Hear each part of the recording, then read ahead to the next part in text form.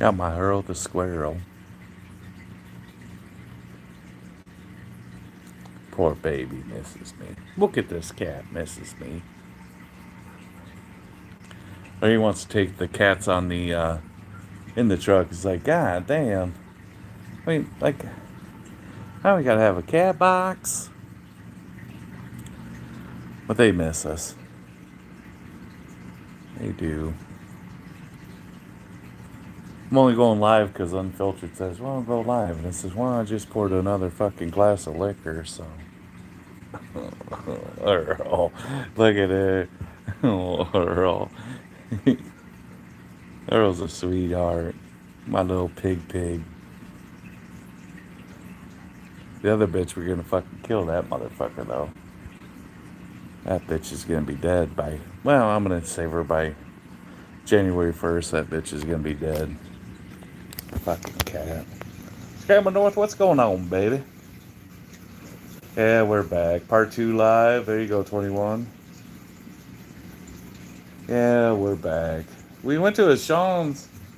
Then a Sean, well, I gotta make a delivery. It's like, motherfucker, now you got me in the fucking liquor. Now you wanna quit. We ain't gonna do no marathon. We'll probably wait till this headset dies. Probably wait for the headset to die. But I ain't got nothing to talk about, to be quite fucking honest with you, because we already done covered that, so now you're gonna watch me drink and get love from my, oh, I lost the fucking earbud. You're gonna watch the cat fucking love on me. Fucking cat. I love cats. Cats are so fucking awesome. Fuck your dogs. Well, other than Angel. We'll keep Angel, but look at old Earl. Look at old Earl. He's so cute.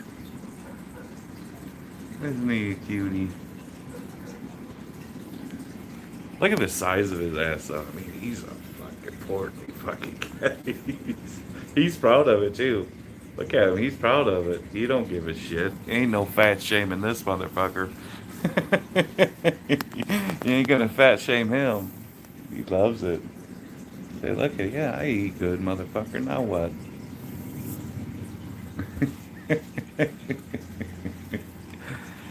Usually, if we do like 3 weeks out, it probably takes like 2 days or so for Earl to come around. Like Earl's like a vengeful.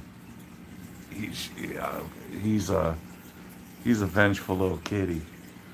Like he makes you pay for it. But we were gone for 7 weeks, and I'm telling you what, Earl was like beside himself, weren't you, baby? You were beside yourself. You missed us so bad. And then he was on us like stink on shit as soon as we walked in the door. Yes, he was. Yes, he was. Yeah. You miss your daddy. You miss your daddy, didn't you? Yeah. Sweet baby. Sweet baby. Absolutely. So Earl's been like glue. He's been like glue. Which is good, which I like. Oh, Earl. Look at that cute face. Usually he makes you earn it. He makes you earn love again. Like you fucking walked away from me, you little motherfucker. You ain't gonna get back loving from me. So it takes him a couple days, but not this jaunt. This jaunt was a long jaunt. This is probably the longest jaunt we've been gone. And he couldn't get enough loving. Couldn't get enough loving, could you, baby? Such a good boy. Huh. He's a good boy, huh, Earl? Where's Nia? Where's Nia be at? Yeah.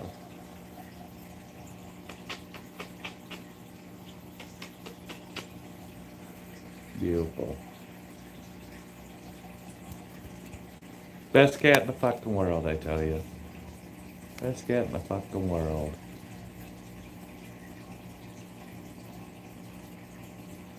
LaShawn will sell your cat to a Chinese restaurant. God damn it, Barry. Don't say that. Yeah, doing 2 for 1. Do you get homesick? No, I don't. I don't get homesick. I mean, I get homesick if the wife wasn't with me, but the wife is with me, and home is where the heart is. So no, I don't get homesick. I miss the cats. I mean, I miss Nina and Earl. I miss Nina and Earl, but I don't give a shit about ever coming home. I mean, we got a house, and I just don't. It don't mean a hell of shit to me, you know.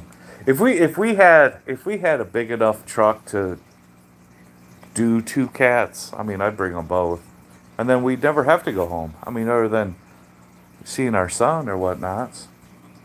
But yeah, the only reason why we come home is the cats. Be quite, and obviously our son. But yeah, if the cats were with us, Lorraine wants to take the cats with.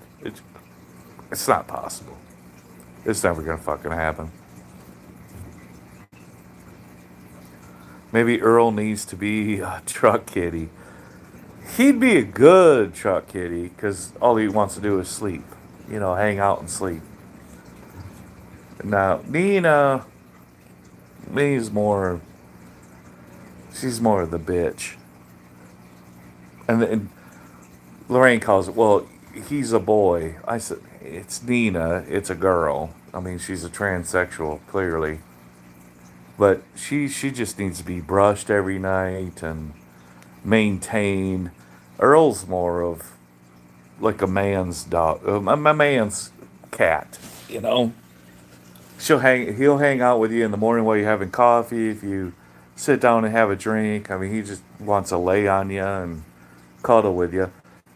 Nina doesn't want to be coddled. Like you can pet her, but you ain't gonna kiss her. You're not gonna hold her. You're not gonna do anything. But Earl's like a sack of potatoes. I mean, Earl just loves the attention, loves kisses, loves to be carried around and laid on. Earl loves that. Nina, the complete fucking opposite. Complete opposite. Why he gives his son the home and live on the road until retirement. Pony boy, retirement's a long fucking time, dude. That's 10 fucking years. That's 10 fucking years, pony boy. I'm 52. I like to retire at 62. But to never come home for 10 years, that's a long time, dude. That's a long time. I mean, people are bragging about being out here 17 weeks. I've been out 16 weeks. I've been out, however. We're talking 10 years? No. Said nobody. No. Said nobody. Nina will want to drive the truck, yeah. Is Randall still living with you? This flatbed trucker? Yeah. Flatbed trucker, he's still living with us. Yep. Actually, Randall moved in with us. Hell, I don't even know when he moved in with us. But he's actually living here now. Because he's got pictures of his family hanging up on the wall.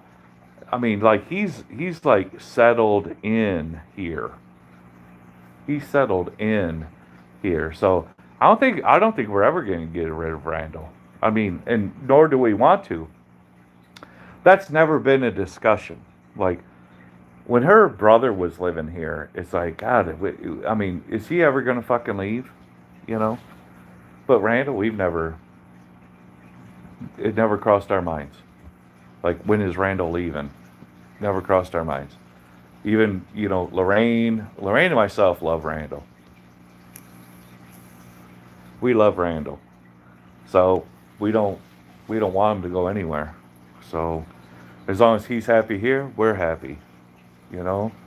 And when my mom passes, well, we'd actually like to do it before my mom passes, but we need to sell our house and then buy her house before it goes into um, what do they call that? What the fuck is that called? Yeah, I've already drank too much. Probate? Yeah. Before it goes into probate, because I'm the power of attorney, but power of attorney don't do a whole lot of shit when the person's already passed. But we'd like to sell this house and then buy my mom's house, and that's more or less going to happen when she needs full-time help, and then Lorraine's going to stay home and take care of mom. I mean that's what Lorraine does. So when she's not out with me, she's taking care of other people. And when she's not taking care of me, she's taking care of other people. So if mom needs help, then Lorraine's gonna go to mom, and she'll stay with mom, and then I'll just truck by myself if that's the situation. But and then when that happens, then we'll sell this house, and then we'll buy mom's house, and then we'll figure out what to do with Rand's. She's got a basement. I mean, she's got two basements, but if we can get one basement and make Randall comfortable, then, I mean, if Randall's comfortable, then we're comfortable. You know, we want to make sure that Randall's comfortable. And we don't want to put Randall out to where, like, well, you got to get an apartment because, we sold the house.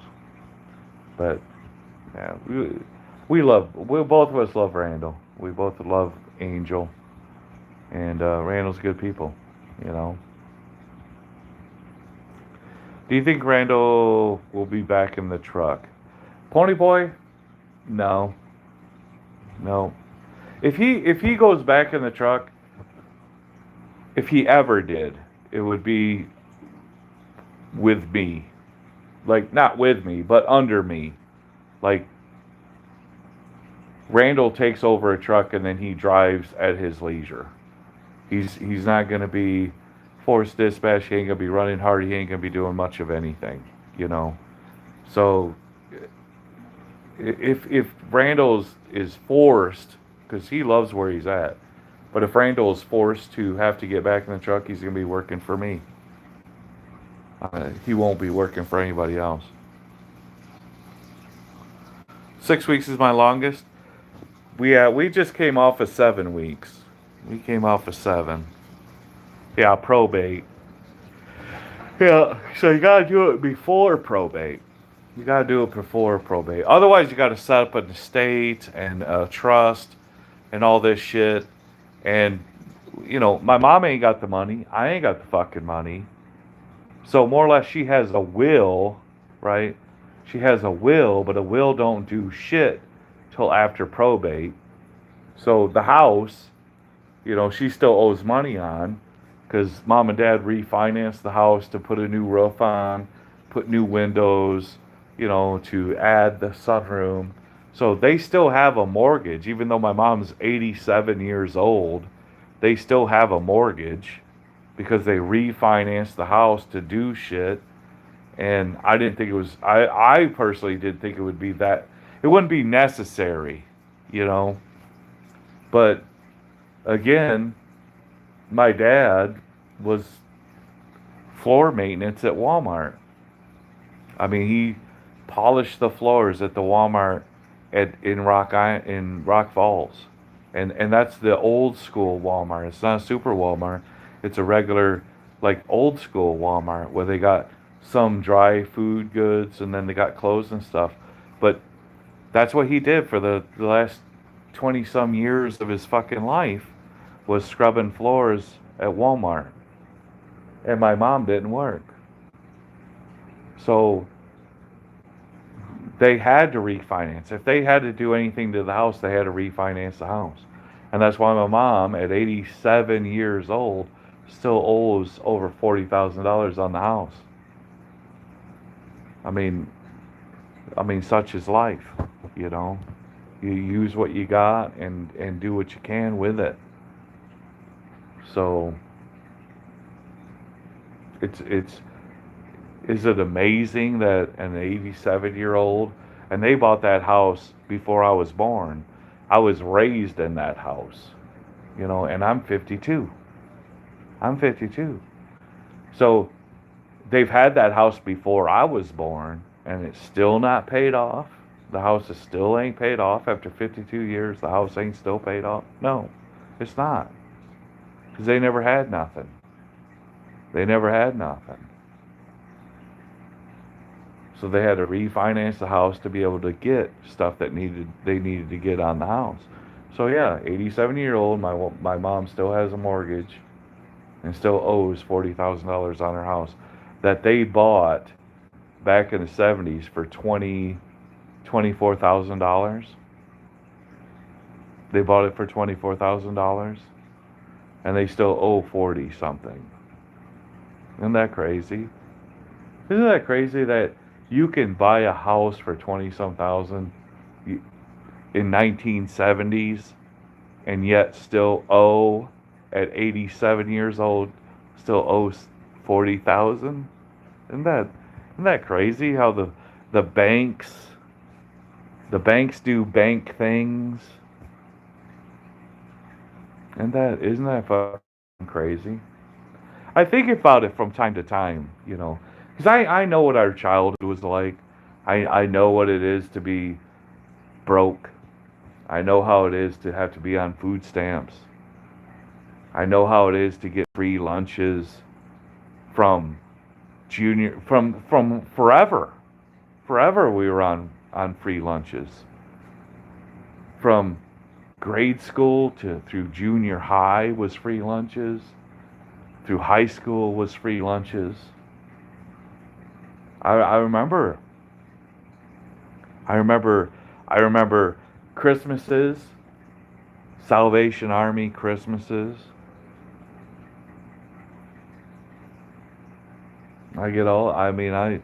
We've been there. We've done that. We've done all of it.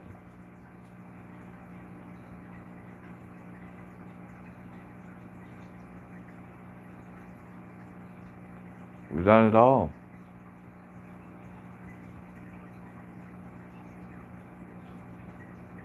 But to think that at 87 years old, you have a 40,000 year. We're I'm 52. The wife's 56. She'll be 57 in December. We only owe like 56,000 on this house. We owe 56,000 in this house, and she's 56. So if you're looking at the oldest, 56. We owe 56,000 on this house, and she's 56 years old. My mom's 87 and still owes over 40,000 because of all the things that they had to do to the house and all that shit. Hi, baby. There's Earl the squirrel. Earl the squirrel missed his daddy. Yes, you did, didn't you? You missed your dad. You missed your daddy, huh, baby? Such a good kitty. You are.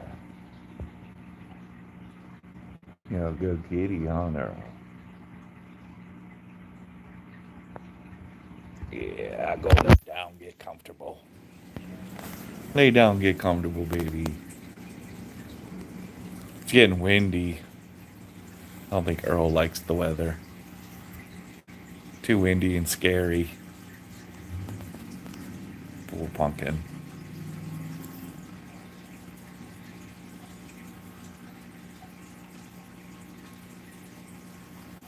Make a will, it will eliminate probate. Well, we got a will, saying the house goes to me, uh, but that don't mean a hell of shit. I don't think the will doesn't eliminate probate because they're still going to hold the house to make sure all of her debts are paid and all that stuff. Maybe Randall be in a position to buy when mom passes. Well, I'm hoping that we'll be. Well, I mean, we're in a position now that we could sell our house, pay off what we owe, and still buy her house. But when it comes to the time where Lorraine needs to be a full-time caretaker for mom, then we'll sell our house and buy her house, and then just be done with it. After 3 weeks OTR, I go nuts. I need a recharge. Pony Boy, we do resets every weekend, so we can tolerate a little bit more, you know. Um, we can tolerate a little bit more when we have like weekends off, 34 resets or something, you know. Did you grow up poor? Oh, we grew up poor. There's six of us. I'm the youngest. I'm 52 years old, and I'm the youngest. Yeah, we absolutely grew up poor. There's no question about that, brother. Um, my best Christmas. I think my best Christmas. I was in junior high, and my best Christmas present was. You remember the headsets that you would put on your head, and back in the day they'd have that metal antenna that would stick up.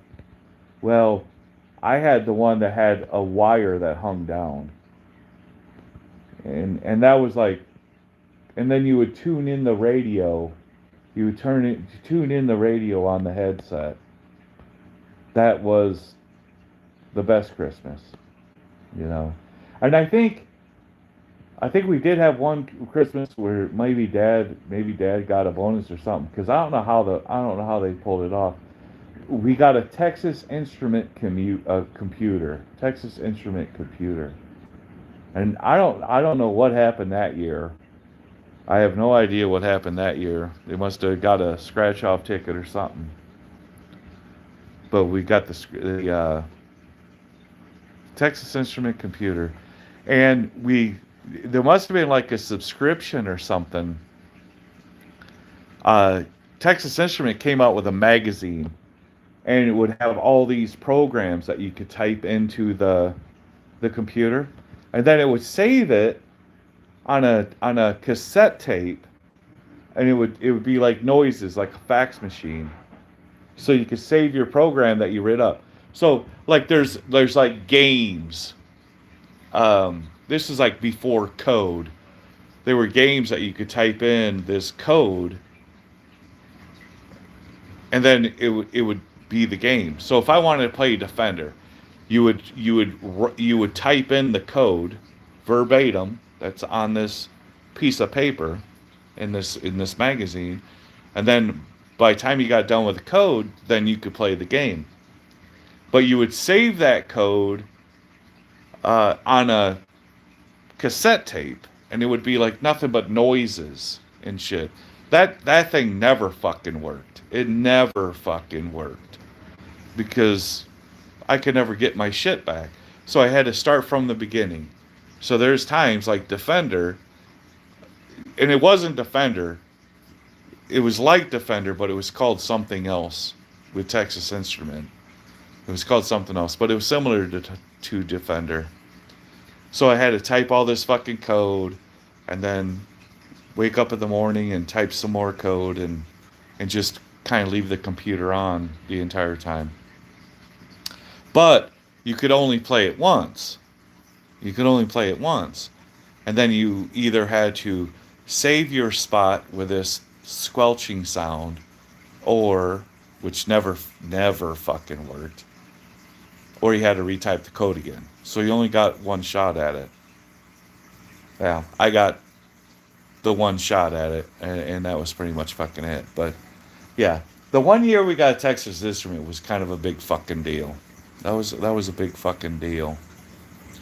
And I think my sister got a word processor, the Brother word processor, where it's like a keyboard and a big ass fucking TV, and then you type all this shit, and then it would come out of the electric typewriter. So it didn't have like a printer of its own. It was like an electric typewriter, but it had a green screen monitor. So and then you could save it on floppy disk. So whatever you typed, you could save on a floppy disk, or you could print it. But if you printed what you typed, then it would print out of the typewriter. So I think we had like one good that was probably the best Christmas. Is when we got that, because like this is definitely junior high. I think junior high, high school that we actually got that. But any other time when we were younger, no, it was Salvation Army. I remember one year all I got for Christmas was a saucer, like snow sled, just a saucer for the snow. That's all I got for Christmas, and I was okay with that because I didn't know no better. I didn't know no better. I didn't know the haves and the have-nots. I thought, oh fuck, this is awesome. You know. But that year, that one year, got a Texas Instrument. I don't know what Dad was doing. Uh, that was able to get the Texas Instrument, because that's, I think the year after the Texas Instrument was the ColecoVision and the Commodore 64 and all that shit. So Texas Instrument, I think, might have came out right about the same time as the ColecoVision and the Commodore 64. And then it had to come out before, because once the Commodore 64 came out, Texas Instrument was, I mean, obsolete. I mean, Commodore 64 was the shit, and ColecoVision was pretty big dog. That was the ColecoVision. You remember that long ass fucking? It had like a keypad. Shit, I can't show you. It was a long controller, but it had that keypad, and then it had a joystick on top. You remember that ColecoVision, or is it just Coleco? Or was it ColecoVision? Then after that, uh, and then the chords was like that corded, that curly shit, like a telephone cord, receiver. And then Commodore 64 came out. And then after Commodore 64 was the shit. I had it and I just lost it.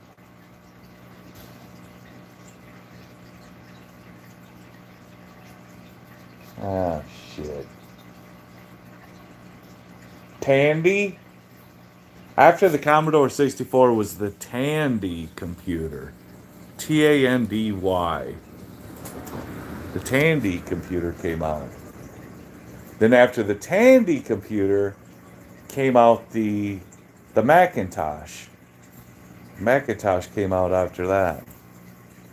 Do you guys remember this? Are you guys following me? You guys following me? Do you remember the vacations? Absolutely, Pony Boy, because we didn't get many of them. We went to Jellystone in Wisconsin, Warren, Wisconsin. There's a Jellystone campground.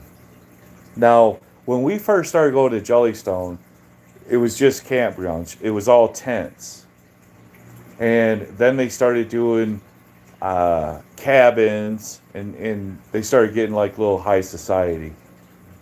But we would go to Jellystone State Park every year, because my mom's from Wisconsin. All of her all of her family. She's from Galesville, and all of her family's in Wisconsin, La Crosse, Wisconsin, Holman, Wisconsin. So we would go to Warren, Wisconsin, and then we'd all the family would meet up there. Not a family reunion per se, but just her sister and brothers and sisters would show up at the campsite, Jellystone, and those are the best days of my fucking life, and when I when we had Jamie, um, our camping experience has always been Jellystone. There's a Jellystone here in Albany or Amboy, whatever it is, and we would do weekends there. Lorraine was never much into camping, believe it or not, even though she lives most of her life in a fucking truck right now. She was never into camping. Like we'd have the camper, she would come out and visit, and then she goes home, and then she'll come back out in the morning. She never was interested in the campgrounds. Um, so it was always, Jamie and I would be at Jellystone. And the greatest thing about Jellystone is that there's always something to fucking do. Like, you didn't need to be supervised 100% of the fucking time because they had shit. They had a whole itinerary of shit for kids to do. And you just spent all day. The only time you were in your campground is to go to grab lunch. And then you're always on the move. That's why I always enjoyed, going there because it's not like you're bored sitting at a campfire or campsite sitting there watching people. I mean, there was always shit to do. My first new bike was the Shizzle. Hell yeah. My first new bike, I had to mow my sister's lawn the entire summer, and they said, we'll buy you a bike at True Value. Now, at the time, True Value had 10 speeds and 3 speeds. And I ended up getting a 3 speed because it had a fender on the tires. And my mom did not want to have to wash laundry more often because I got the water spray on my back because the 10 speed doesn't have a fender. So she's thinking I'm going to hit the water puddles and I'm just going to get the spray of dirt and water on the back of me, and she would have to scrub the shirt. So I ended up with like a grandpa's 3 speed. I mean, the motherfucker was tan, brown pinstripe, tan fenders. I bet $20. I bet you $20 that 3 speed's still in the goddamn basement. I'll bet you 20 fucking dollars that it might not be. It may not be. But I remember being in the back. I bet it's not. But I remember being in that back basement. That goddamn bicycle was still fucking there. Like 20 years ago, that bicycle was still in the fucking basement. I swear to God. Swear to God. But I worked an entire summer mowing my sister's lawn for a bicycle of my choosing. And Mom wanted a bicycle with fenders on it, so she wouldn't have to scrub mud out of my clothes. So I got stuck with a fucking 3 speed grandpa's bike is that was my bike I worked all summer for, with fenders. With fenders. Now mom found, like, somewhere in a garage sale, she found an old school, like, it was a chopper bicycle. It had a square flat back tire, like no tread at all. It was just a squared off back tire. It had a huge fucking rake on it, had a Springer front end, and a small tire, maybe 13-inch front tire. She picked that up at a garage sale. I don't know. This is like before the 3 speed. This is before the 3 speed. It was a chopper bicycle. Monkey, like the fucking ape hanger, handlebars. I mean, it was badass. I swear to God, I had that bike for a fucking week. I had that bicycle for a fucking week. I stayed the night at my buddy's house, and he had the old BMX, the old yellow BMX with the red BMX logo on it. Maybe it had a red seat, maybe, but it was a yellow BMX bike. And then I had my chopper, black and black and orange or black and gold. And had the banana seat. I mean, it was a badass fucking bicycle. I swear to God, I had that mother for a fucking week. I stayed the night at his house. We got our bicycles parked up front. Somebody steals both of our bikes, right? Steals both of our bikes. So my friend's dad puts it into his homeowner's insurance. I think he got like $70 for that fucking BMX, piece of shit fucking BMX. And I think we got $30. 30 fucking dollars for that goddamn badass fucking chopper. I know there was a picture of that fucking bicycle when I was a kid because I remember seeing that picture. I know I've got a picture of that old chopper bicycle. And we're not talking the old choppers like back in the day. You would take the two forks and then smash them with a sledgehammer together. So you had two forks that made a chopper, like you had the stretch. I don't know if you guys did that when you were kids, but we did. We would take a grinder and cut the forks off at the where they meet together, where some people would put their feet on there. You know, they had that shelf. So you got the neck of the bike, and then they would have that shelf, and then two forks would come down. Some kids would put their feet up there while they're going downhill. I don't know if that was there for that, but we would cut off the bottom of that. So then it was just a tube, a fork tube, and then we'd take a sledgehammer, and then smash that tube into another fork. So then we would have that rake.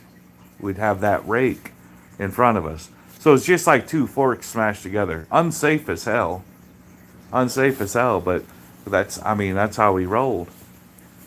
But we got $30 for that chopper, and I never ever seen it again. I swear to God, I had that motherfucker for less than a week. I swear to God. But we do have a picture of it. I know mom has a picture of that thing. Man, if that wasn't the badass bike I ever fucking had. But she gone. She gone, baby. Yeah. I remember those computers. We had the Commodore 64. Same kind of deal. Yeah. Yeah, buddy. Yep. My dad was a computer analysis, so he thought it was funny when I messed up the programming. Yep, the old processor, Nick. People are still using Commodore. Commodore chat, is that right? God damn. Neon Void, the musician, has to playing on his back wall. Is that right? Tandy was the radio. That's right. Tandy was the Radio Shack computer, Barry. That's right. But that was after the Commodore 64. Then they had the Tandy computer. Yep. Yep. Linked in the chat and Discord. He reminds me of saying, oh, come on, Pepsi. Come on, baby. Jellystone, isn't that where Yogi Bear lives with his... Yeah, Buddy Boo Boo. Yeah. We had so they'd walk around, right, during this part. You have Yogi, and then Boo Boo. Jesus Christ, I'm fucking half in the bag. Have Yogi Bear, then Bubba, what was it? Oh, Boo Boo. And then his girlfriend Cindy, remember? Did Boo Boo have a girlfriend? But I think Yogi Bear's girlfriend was Cindy. But I don't think Boo Boo had a girlfriend. But yeah, 2 times, baby. 2 times. He could bust your ass on that chopper bike. Fuck yeah. Fuck yeah. Have you ride with a Mim bike out to the woods? James, have you ride with a meme? Like a mini bike in the woods? We did 4-wheelers. Back in the day we did 4-wheelers. Where's your show? Why did you shut it down? Son, this is it. I mean, this is the show, baby. The other channels got took down. I didn't shut them down. They took it down. Do you ever get depressed? Pony boy, always. Always depressed, brother. Yeah. My darkest, I mean, I get depressed all the fucking time. And I'm not medicated. I'm probably chronic depression or whatever you call that. But yeah, I get depressed. But, but, I don't, I don't know what it is. The depression only lasts like 2 minutes. Like, I'm not depressed like for days. I'm depressed for moments. You know, I'm depressed for moments because I know there's bigger and better and the positive shit, you know. So I get depressed and I cry and I get depressed with myself. I get depressed in my situation, and there's sometimes where I just get so overwhelmed and the emotions overwhelm me, and I do get upset. And I do cry. I do cry. Even when I'm driving down the fucking road because the world's coming fucking down on me and I fucking cry while I'm driving. But then I get this overwhelming fucking feeling that that it's gonna be okay. I get this overwhelming feeling that there's a reason, there's a plan, and there's a big end, and that this is only temporary. You know that it's only temporary. So I do get depressed. It doesn't last long. My depression doesn't last long. It's pretty intense when it's pretty intense when it does happen. It's pretty intense when it does, but it doesn't last long. It doesn't last long. But when it comes in fucking hard. It comes in hard when it does. But it's short lived. It's short lived.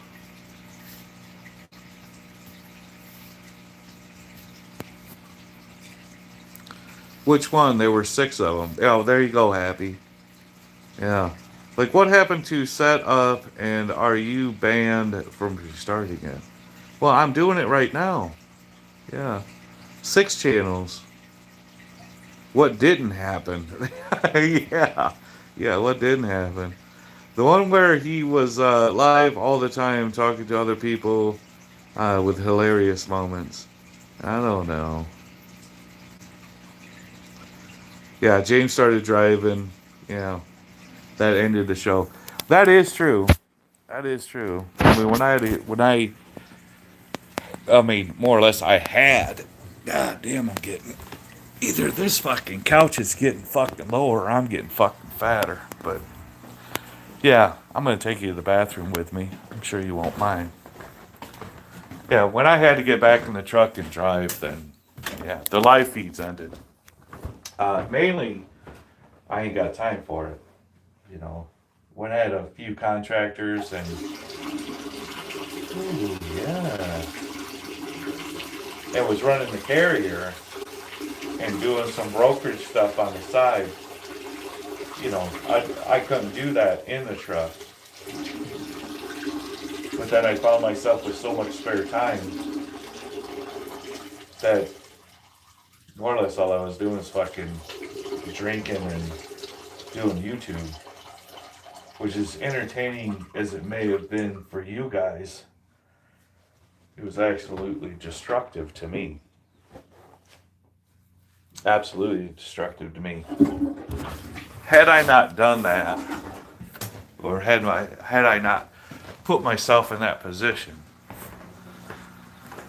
I would have woke up a hell of a lot sooner to the situation that I had gotten myself into with the 680, and because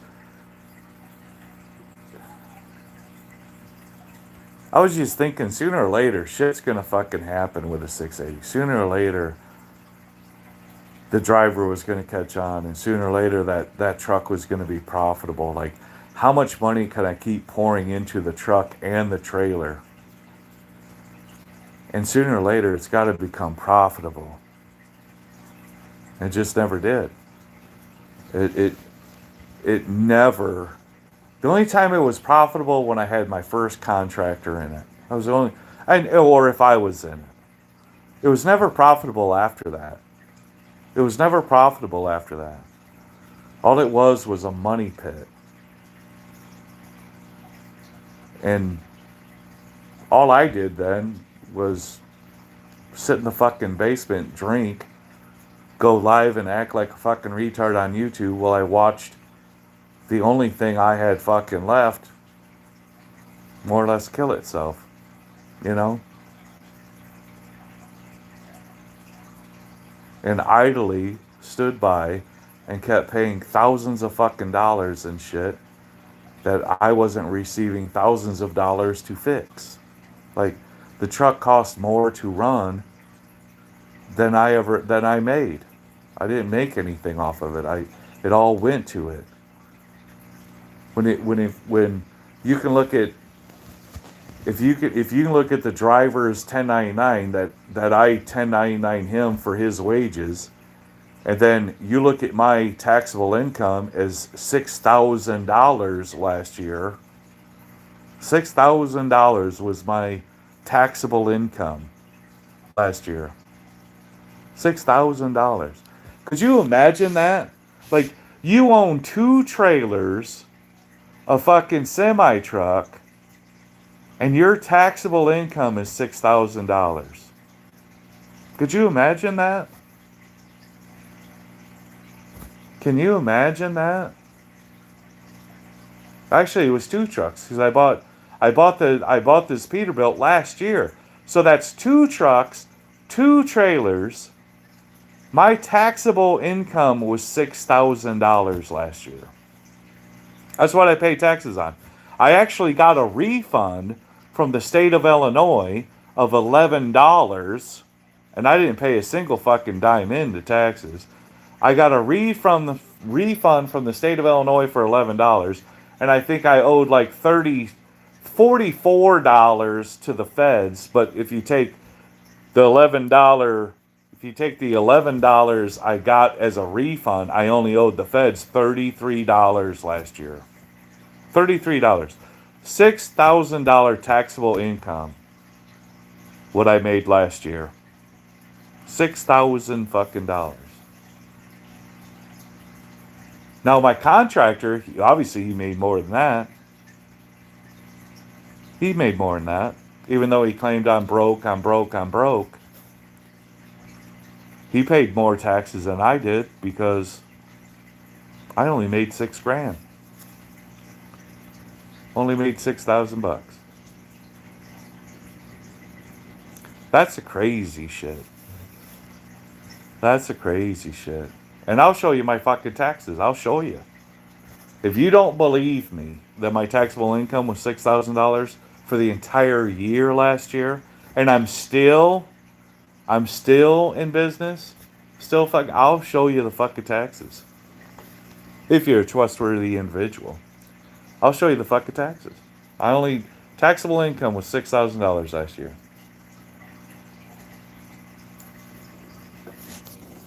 $11 tax return from the fucking state of Illinois. And I didn't pay 1 ounce of taxes.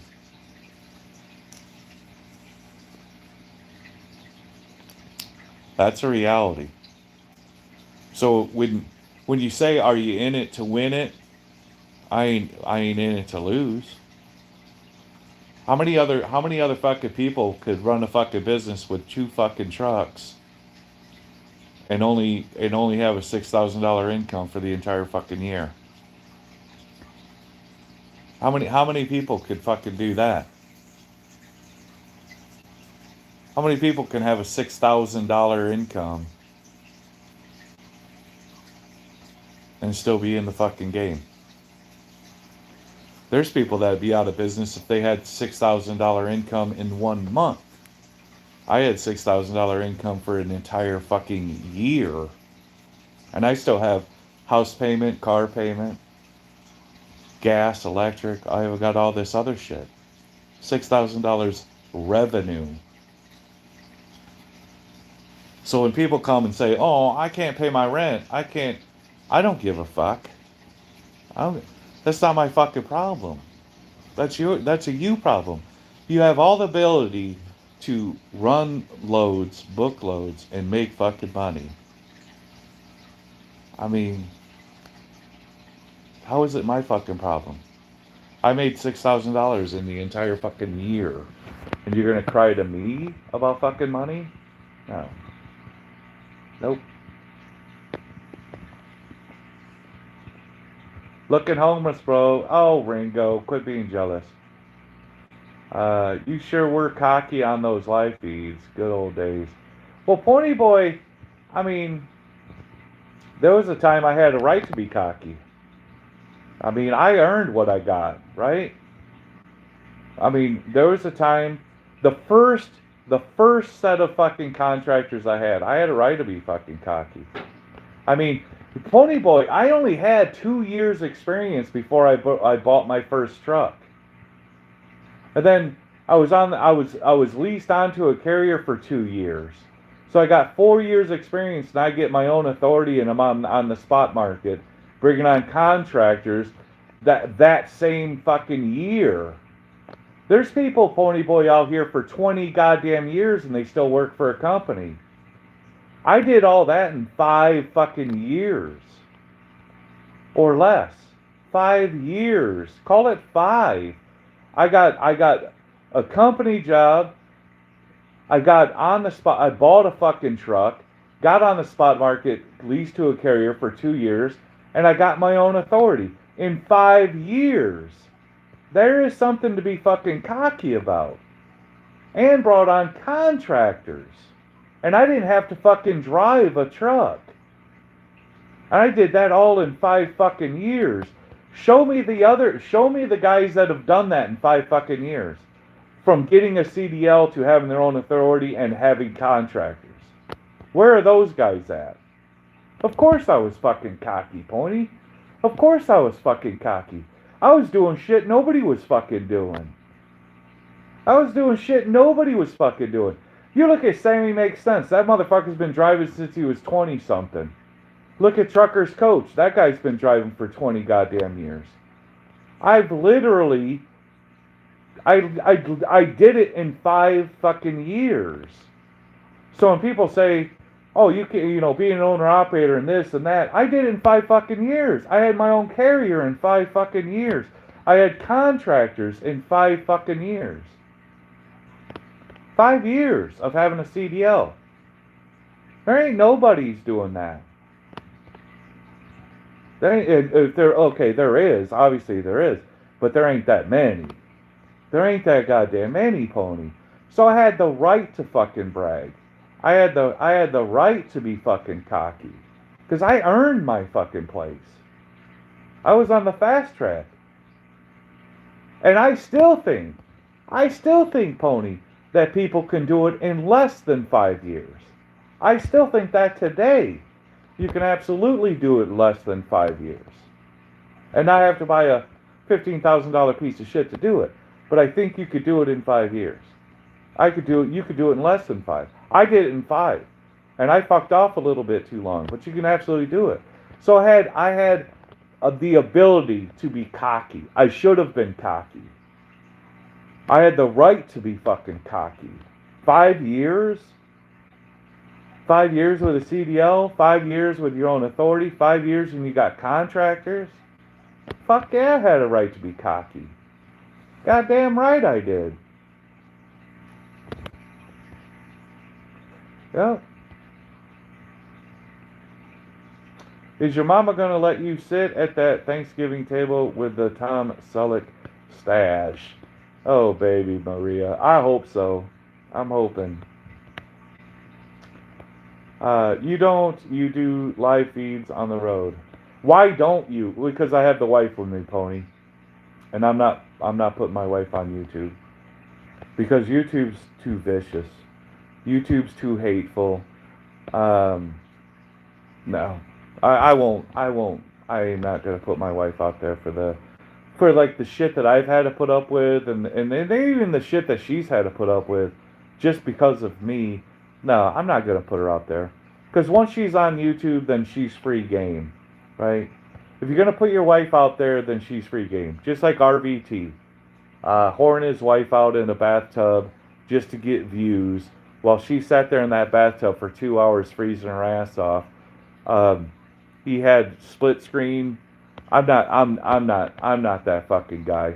I'm not that hard up to get views that I'm gonna put my naked wife in a fucking bubble bath while I go live and have a camera on her in the bathtub. I'm not that guy. I'm not gonna do that. I'm not gonna put my wife on the. Now, wife's shown up periodically, uh, uh, to give me a kiss or something if she's going somewhere, but she's never gonna be like on. And for the most part, people have respected that. Like, I know there's times that I've been live in the basement and she'll come downstairs and she'll give me a kiss, and people have been respectful not to clip that and blast it and do all that shit, because my wife's got nothing to do with this. Like, she's no part of this, and I'm not trying to sell her to get views or any of that shit. So again, thankful that the few times that she has shown up in a video,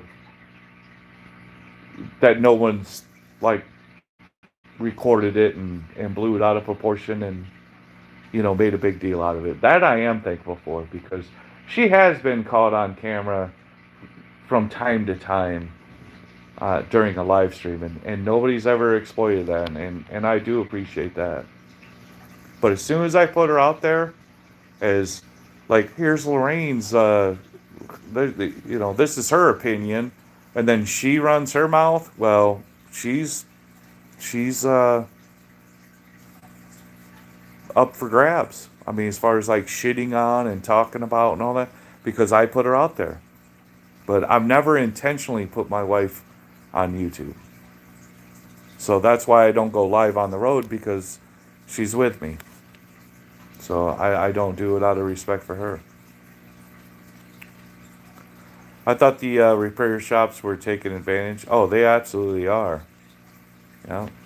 Fuck the haters. There you go. Who the fuck does anything with the intention to fail? Nobody has the intention to fail. It's like, do you have the tools to succeed? Right? Nobody intends to fail, but do you have the tools to succeed? That's the question. You used to brag about sitting home and making money drinking beer in the basement. I sure as fuck did, Pony. It was very entertaining. Well, because I was actually fucking doing it, Pony. I was making money drinking keg beer, living the best fucking life. I absolutely was. My intention wasn't to get out of the truck that fast. I knew I needed to get a carrier and build a carrier so I could get out of the truck. Because what a lot of truck drivers don't have is an exit plan, right? You got to have an exit plan, unless you want to die in your truck or your full intention of dying in the truck. But if your intention is not to die in the truck, you have to have an exit plan. My exit plan was, I'm going to build a carrier, bring on contractors so I don't have to be in the truck. I didn't realize that I was going to be out of the truck 6 months later after starting the carrier. I didn't expect to be out of the truck 6 months later. So 5 years I had a CDL, had a carrier. I was out of the truck for, call it, probably another 4 or 5 years. I was in the truck periodically in between contractors or surgeries. I was back in the truck periodically over the next 5 years. And then now I'm back in the truck full time. But at that time, fuck, dude, and everything's fresh in my brain. Like, who's a better trainer? A guy that's been doing it for 20 years or the guy that just got out of school? I'm going to tell you, The kid that just came out of school is going to be a better trainer than the guy who's been doing it for 10 years. And why is that? Well, the guy who's been doing it for 10 years has created his own bad habits. He doesn't remember his orientation, his training. He just does whatever the fuck he wants to do, and now he wants to teach you that. The best trainer, and everyone bitches like, these guys shouldn't be trainers. They're right out of school, and they've only got 6 months experience. They shouldn't be trainers. Well, the reality is that the company knows that it's still fresh in that guy's brain how to train someone. Like, by the way that Schneider wants to be trained. You talk to a 10-year-old veteran at Schneider and say, what is the procedure for coupling and uncoupling? Which Schneider is the only company that has protocol on coupling and uncoupling. Do you think that 10-year-old or 20-year-old veteran at Schneider remembers verbatim how to couple and uncouple a truck? No. He just does it, right?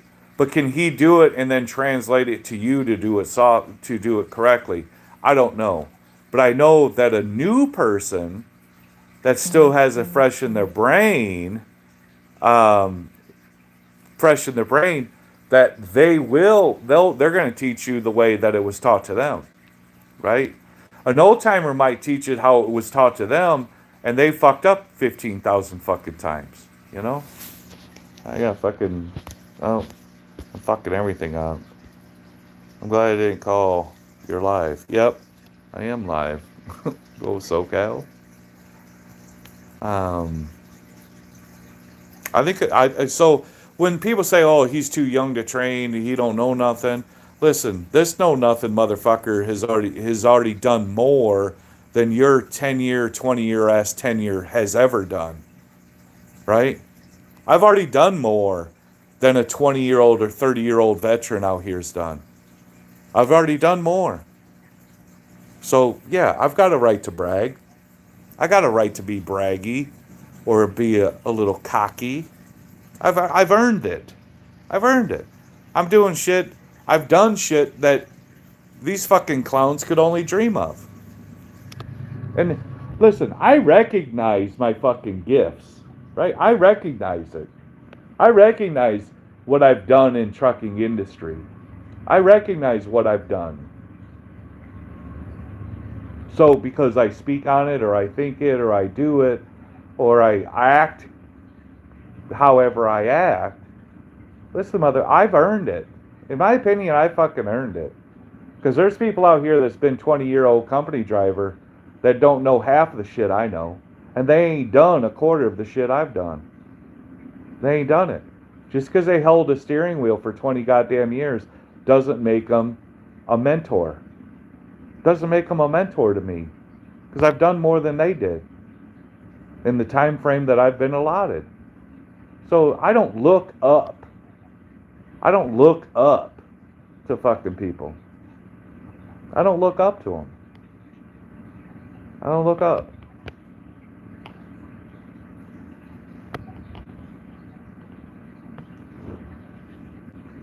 Randall, what's up? Didn't Coach finally admit he was scamming drivers for the referral? No, not so many words. Ken Oath, what's going on, baby? Health insurance is another scam. My insurance company wants $30,000 for insurance next year. So the wife who had 2 kids being an owner-operator for Truckers for You, I can't afford that. We're going on Medishare. Dude, I believe it. I mean, Maria, listen, this whole Obama, let me tell you how this Obama shit fucking happened. The idea of the insurance companies was that most of the people that have insurance have issues, right? If you go to a job and you get insurance, why do you get insurance? Oh, because I don't have a healthy wife or I'm not healthy.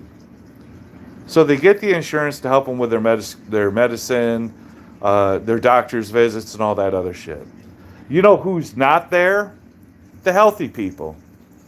I've had health insurance a handful of times in my fucking life. I'm healthy as a fucking ox. Healthy as a fucking ox. Not diabetic.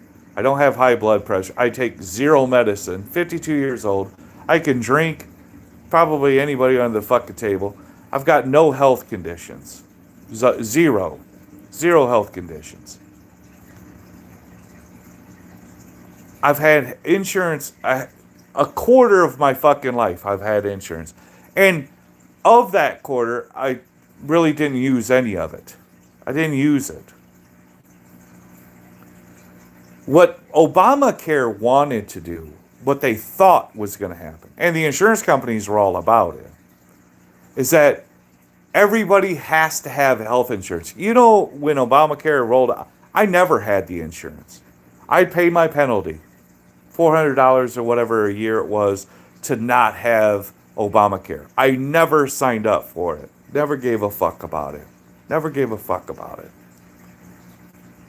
What they were expecting is that we're going to get more healthy people into the system that are paying these fees, and they're not going to get sick, so then we can pay for the people that are sick.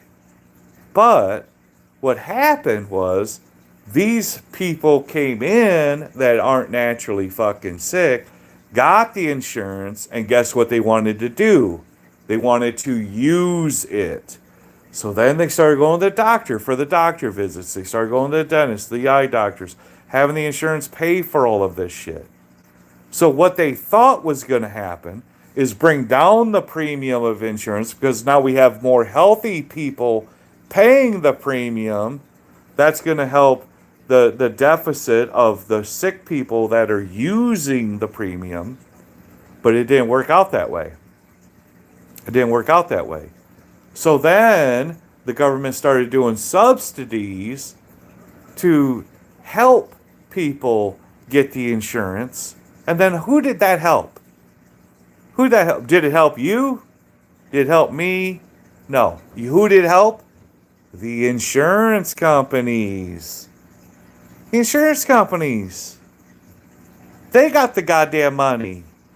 They still got all the fucking money.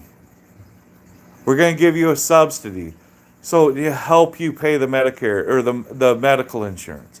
But guess what? The medical insurance was still charging full price. So you were paying $400, the government's paying $400, insurance company's still making $800. Insurance company's still making money and hoping that they get some healthy people in there. So they're paying the premiums, but not using the insurance. So then they can make that much more fucking profit. Like, you don't fucking, nobody sees this fucking popping off. I mean, are we fucking completely fucking blind?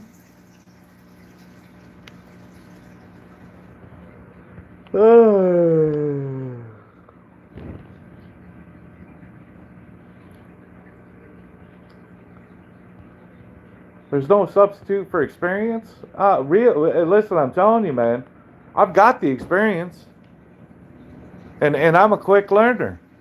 Obviously, I'm a quick learner, baby. I'm a quick fucking learner.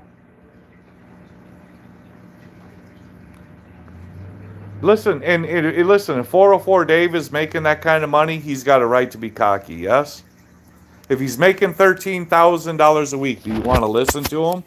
And try to figure out how he's making $13,000 a week. Now, if it's all a scam shit, that's fine. But listen, there's nothing that I didn't do or that I did do that wasn't fact checkable, right? You could fact check it. I had my authority. I had contractors. You can fact check it. It's on my MSC or MCS 150. It's on my SaferWeb. It would tell you how many contractors I had, how many drivers I had, how many trucks I had. It would tell you all of that.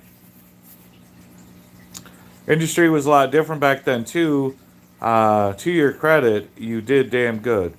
Barry, I agree. Yeah, I did. I think I did pretty goddamn good. Because how many people, Barry, started when I started and are no longer here? How many just on YouTube started relatively the same time I did and are no longer here. There's quite a few of them. There's quite a few of them. You know? Healthy, maybe look homeless. Well, I don't give a fuck what I look like. I'm not trying to get you to suck my dick, Ringo. You know? I'll shave my fupa. I mean, if that makes it more enticing for you, that I look like a 12-year-old boy. If that entices you, I'll shave my fupa. What my beard looks like, what are you gonna suck my dick and look up? And look me in the eyes while you're sucking my dick? What are you worried about, honey? Close your eyes and enjoy the moment. Savor the flavors and the textures in your mouth. Do that. Ranchers make money having a healthy stock, but humans make money for having an unhealthy stock. TJ, absolutely. Fran's in the house. What's up, baby? Love you, James. Got to get up at 5. Yes, get to work, baby. Your wife seems to be a nice lady. My wife is. I mean, she's a sweetheart. I love her to death. But I mean, she could be very mean. She could be very fucking mean, vindictive, hateful. That's all women. Women have a fucking fuse and a very short fuse, but it's not dynamite. It's C4. I mean, it's leveling.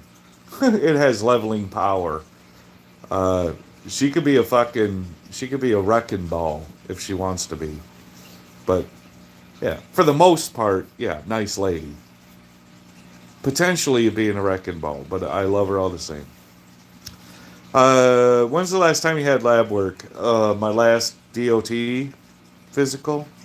I don't do lab work. I'm a specimen. A specimen of best quality of fucking life. That's what I am. You know?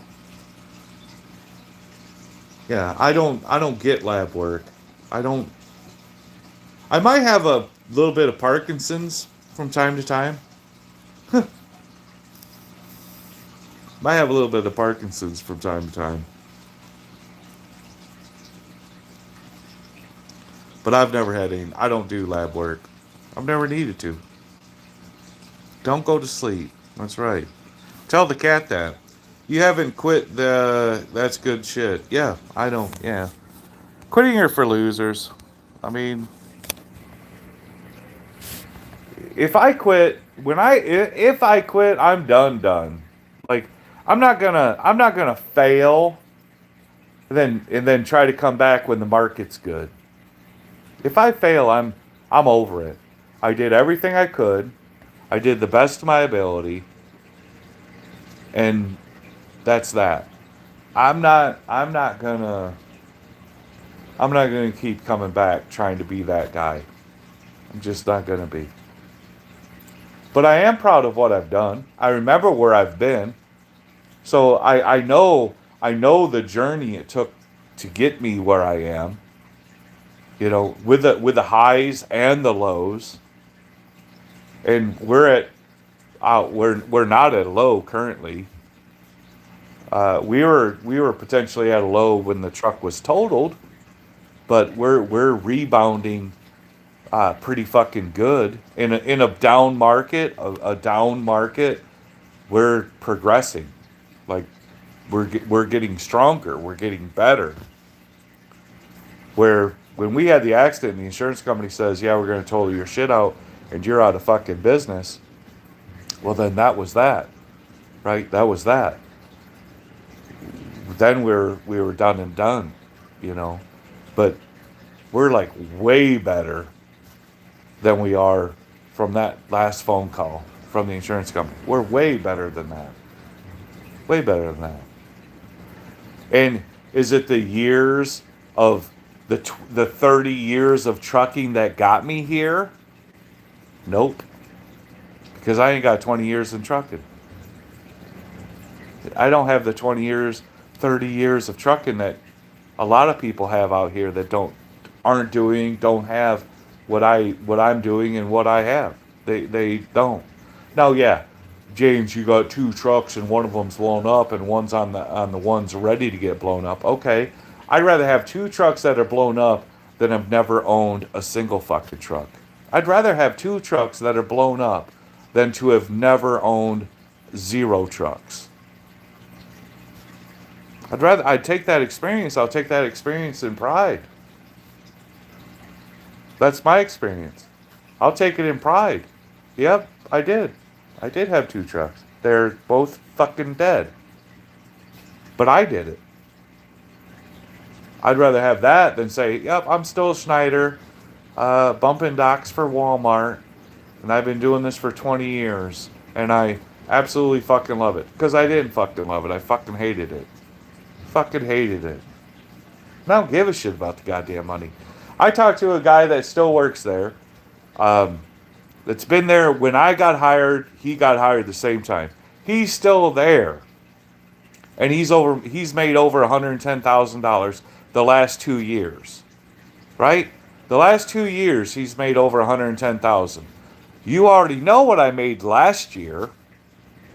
I made $6,000 last year. This dude made 100 plus. For the last 2 years, he's done that. And I paid taxes on $6,000 last year. Who's better? Him or me? Had I stayed, I too could have made $100,000. But instead, I chose to get the knowledge, the experience, and everything else that goes with it, the endurance, and I only made $6,000. But what I learned over that $6,000 year is more than his 110 could ever buy. The experience I got is worth more than anything he could fucking buy. Period. And I might fail, but this ain't gonna be the first time, right? I had the pet store. That quote unquote failed. I mean, everyone wants to say it failed. Well, we grew too big where the building that we were in was too small. The lease was up.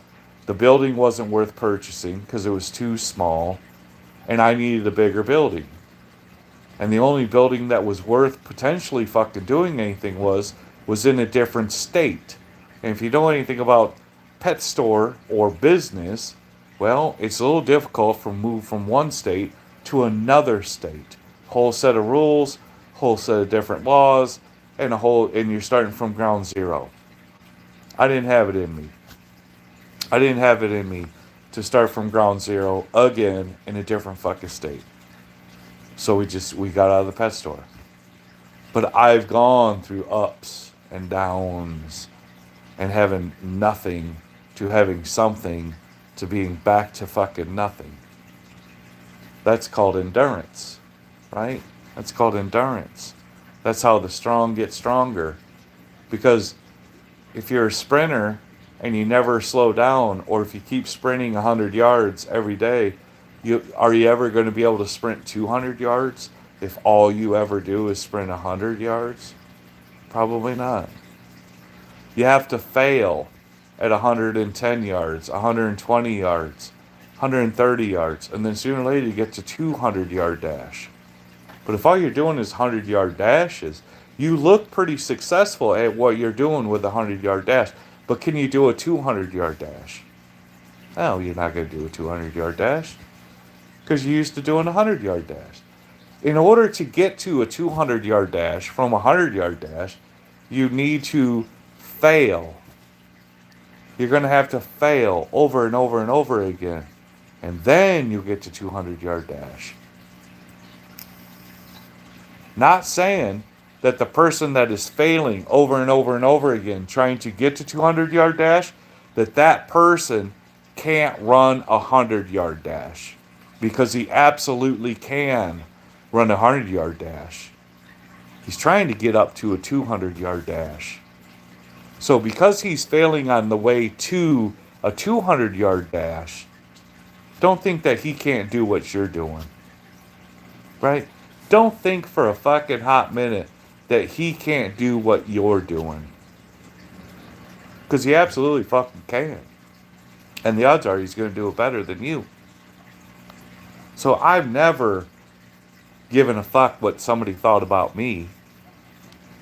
That I'm a failure, my credit's all fucked, and cash is king, and credit's queen, and blah blah bullshit. I don't give a fuck. I don't give a fuck. I got where I got because of credit. People ain't gonna get where I was because of cash. Because there's only so much cash, and sooner or later there's gonna be expense that your cash ain't gonna cover, right? But when you're coming into the game with $250,000 of fucking credit, you ain't gonna fail. You ain't gonna fail. Now, have a guy who's got $2.50 in his fucking bank account and figure out how he's gonna fucking be successful out here. It's gonna be pretty fucking tough. It's gonna be pretty fucking tough. Shave, poop, everything. Let it all hang out. Absolutely, TJ. Yep, you're doing good, James. Better than most. Listen, I'm not gonna puff up my fucking chest and say that I'm a fucking hero, but motherfucker, I've seen bad times. I'm going through bad times. I got nobody. I got no pity. Well, I do have pity. I mean, because there's a few people I've been watching that like I truly feel bad for. But for the guys that were talking all the talky 2 years ago, 3 years ago, and they're these big fucking hitters, and all of a sudden they're begging for cash apps, and I bought a new truck, and I've got my Tyson contracts, and I'm swinging big dick out here. Then all of a sudden that basket fucking burst, and now the Tyson contract's gone, and now I'm on fucking YouTube with my $230,000 house in my background asking for fucking handouts. I ain't that motherfucker. I promise you fucking that. I ain't gonna be asking for fucking handouts. Why? Because I only owe $56,000 on this fucking house. I ain't got a $250,000 house that's paid for, right? Paid for, and still crying for fucking money. I ain't never gonna beg for fucking dollars. I ain't never gonna beg for dollars. I'll get my own goddamn money. Now, do I appreciate a fucking cash app? Fuck yeah, I do. I'd absolutely appreciate a cash app. But I ain't gonna be out here crying and waiting for my bills to get paid by you. I'll pay my own goddamn bills. Your cash app money buys beer, or buys me a decent reset at a bar, or whatever. It is. I'm not paying bills with it. It's just fun money. It's fun money. As it should be going for anyway. Yep. Is it already midnight? Owning two trucks is still owning all good. Absolutely. Yep, the insurance companies and the government got all the money. It was a setup. Absolutely, Barry. This credit card's a good way to buy a truck. I wouldn't buy a truck with a credit card. I mean, worst case, right? And then try to finance it out to get a better interest rate, right? So let's say if you're in a hurry, let's say you're in a rush, and you ain't got time. Like, back when I bought this Peterbilt, I bought it from Ritchie Brothers. And we were getting on time, because, listen, I'm an idiot. had a $150,000 credit line with Ritchie Brothers. Now, when they give me that credit line, I'm thinking, okay, they're going to finance the fucking truck, right? That's not the case. That's only for you to bid. That's your bidding power, not your financing power. So then I thought, well, shit, I don't know how I'm going to get the financing for that. I went to my bank. My bank is a fucking paper fucking trail of shit. It just takes forever. And I'm already on the time crunch. Like, I'm losing time before I gotta start paying penalties. So I found a company that finance it, and then we're all hunky dory. Now, had that not happened, did I have a credit card to be able to put it on? Absolutely. But I'd be trying to finance that debt out. I try to finance that debt out. Get a loan, pay that off, give them the title, because you're going to get the title. If you put it on a credit card, you're going to get a title. You can use that title as collateral for the fucking loan to get a better interest rate. If you don't do that, you're kind of fucked already. I mean, if you can't refinance a title into a better interest rate, well, then your credit ain't all that fucking great anyway. You know? But you can absolutely do it. You can buy a truck on credit card, absolutely. Hell, my down payment on my first truck was on credit card. When I bought that T680, I had $100 in my pocket. $100 cash to my fucking name. I had to put $13,000 on the 680. And I put that down on a credit card. And bought the fucking truck. And then financed the rest. You can buy a truck any way you see fit. That truck will pay it all back to y'all if you run it right. Absolutely, Fran. Absolutely, Fran. It doesn't matter how you do it. It's just doing it. Like, we call a broker. Do you think the broker gives a fuck what your interest rate is? No. Do you think when you start looking for customers, do you think the customer gives a shit what your interest rate is on your credit card or your truck loan? No. They don't. Nobody gives a fuck. You give a fuck, and everybody that you tell has an opinion, and they might give a fuck. But really, just don't skin off their balls either. Like, nobody gives a shit. Nobody fucking cares what you're paying for that truck at the end of the day. Lease operators, nobody gives a shit. Nobody gives a fuck what you're paying for that truck at the end of the day. Because people wouldn't buy houses, right? People wouldn't buy houses and then think, oh, I sold it for what I paid for it. What? No, you sold it for the price that you bought it at, but that's not the price that you paid for it. You follow me? Like if I buy like this truck here, this Peterbilt I bought for $26,000. If I sold it for $26,000, would you say that I broke even? Well, a retard might, right? A retard might think I broke even. But the smart person knows I've been paid on this truck for over a year, paying interest on that loan. If I sold it for $26,000, am I breaking even? Absolutely fucking not. Because I've paid interest for the last year and a half. So of course I can't break even. Of course. Yep. I've learned in life it's about just doing it. Absolutely, Liquid Dragon. Just fucking do it. Do it and see what happens. I'd rather try and fail than to never try at all. Because if you never try anything, then you're going to be that company driver that I've been here for 30 years and they're giving these brand new guys $10,000 sign-on bonus and they've never given me shit. Yup. Yep. And it's going to happen. And why did it happen? Well, because you got no ambition to be anything but a steering wheel holder. So why would they pay you anything? Why would they? They're not gonna. You're not gonna, baby. I'd rather have bought a truck, had the engine blow out on the fucking... As soon as that last axle cleared the fucking sidewalk and the fucker blow up. I'd rather have that experience than never have had the experience at all. You know?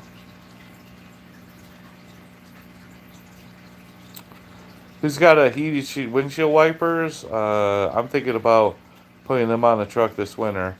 Are they worth the money? Oh, Maria, every day, all day long. All day long. I'll never run a day in my life without them. Let me show you my heated wipers. You guys can go.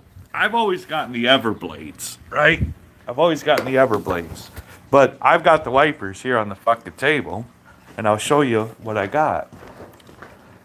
Go to the website, and you could just buy these motherfuckers. Here it is, right here. HM Heated Max. It's $79. 79. Oh, you're just looking at me, so I gotta put them here. HM wipers. Can you see them now? HM wipers. They're heated. They already have the wiring harness all right here. So you just find a hot fuse underneath the hood that turns on when the ignition turns on. Now, you can get these at I-80 truck stop for $89. Or you go to that HM heated wipers, and they're $79 each. Absolutely worth it. Abso-fucking-lutely worth it. Heated wipers are the difference of driving in snow and not seeing anything except that 1 inch in front of you that your wiper's giving you once they ice up, or driving in snow and having a crystal clear fucking sight of the fucking road. Heated wipers are the way to fucking go. Heated wipers are the way to fucking go. Everblades, you have to hook up to a switch. So you got to find a power wire or have a hot switch. And you can hook them onto that. These turn on automatically at 34 degrees. They start getting hot at 34 degrees. They're fantastic. Yeah, all those company drivers are always in the chat talking shit. Yeah, I hear you. What's wrong with company drivers? Yeah, shut up, Ringo. Company bitch. But you are about 100K plus in credit debt. Absolutely, Pony. And you know what, Pony? I wouldn't change a fucking thing about it. I wouldn't change a fucking thing about it, baby. Nope. I would rather have done what I've done and eat the fucking debt and learn what I've learned versus not being in debt at all. Absolutely worth it, 100%. I'd pay twice that. I would literally pay twice that. I'd be 200K in debt if I got the same lesson. Abso-fucking-lutely, baby. I'd pay twice that. I'm not upset about that at all. Not upset at all. Because the fact of the matter is, how I learned to run my business compared to how I used to run my fucking business, totally different. Because how I ran it was, I could buy my drivers out of debt. Like, I'm gonna give you I'm gonna fix the truck. I'm gonna do this. All I need you to do is fucking work. But guess what? I can't make my contractors fucking work. They have to do this on their own. Now, I gave them the equipment, right? I gave them the equipment. I gave them the ability to make fucking money. They chose not to make money. And you know, after all of that shit, I still come back with a fucking trailer that's a pile of shit. Like, the trailer tires are fucked. There's a foot missing a fucking tread that's ripped off of it. I got holes in the fucking trailer. I mean, what the fuck is going on? Like, are you doing pre-trips at all? I've got an open fucking checkbook, right? Oser had an open checkbook. Anything that ever needed to get fixed got fixed. We bought new windshields. We put new fucking ignition key in. We put new fucking door locks in because why? The passenger door lock didn't fucking work. And that fat fuck couldn't figure out how to use the automatic fucking lock switch to unlock the fucking passenger door so he could get his fucking 50-gallon fucking trash bag out of the fucking passenger seat to throw it away at the fuel island. So we had to get all 3 new fucking keys because he didn't want to carry 2 keys, even though he's got to carry 2 keys because the side boxes are now on a different key set. So he's still got to carry 2 keys anyway. We were spending money on ridiculous, stupid fucking shit. Non-stop. Non-stop stupid shit. Non-stop stupid shit. And then the trailer that he drops off back to me had fucked up tires, a hole in the goddamn trailer. I mean, a fucking hack full of shit. And he had an open checkbook that he could just fix anything he needed to get fixed. That's why I only had a $6,000 revenue year. Like, I paid taxes on $6,000 because this motherfucker broke my ass. Broke my ass. And still brings a truck to me that has shit fucking trailer tires. Oh, awesome, baby. Shit brakes and a hole in the goddamn floor. This is how much they give a fuck. This is how much they give a fuck. So it doesn't matter what my credit line was. It doesn't matter how well I thought I was taking care of the equipment or the driver thought he was taking care of the equipment. None of that means a fucking hill of shit. None of it.